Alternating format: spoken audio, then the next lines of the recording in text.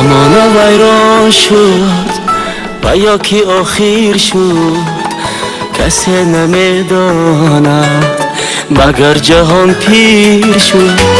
زمان ویران شد و یا کی آخر شد کسی نمیداند مگر جهان پیر شد.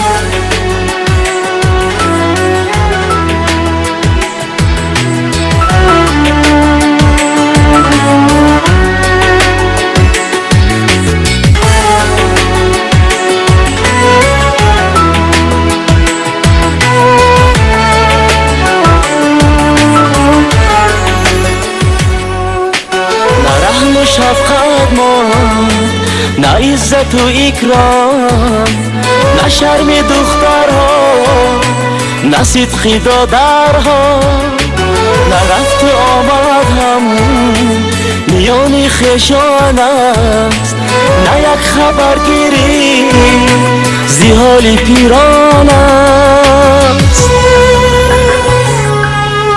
زمان ویران شد و یا کی آخر شد کسی نمیداند مگر جهان پیر شد. زمان ویران شد و یا کی آخر شد کسی نمیداند مگر جهان پیر شد.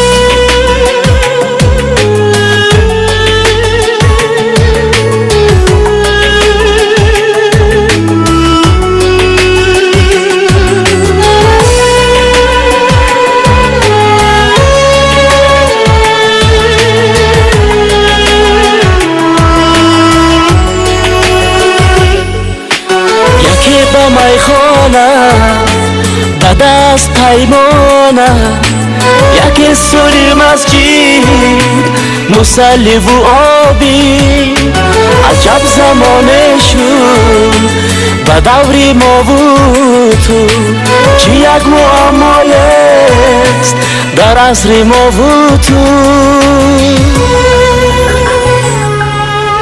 زمان ویران شد و یا کی آخر شد کسی نمیداند مگر جهان پیر شد.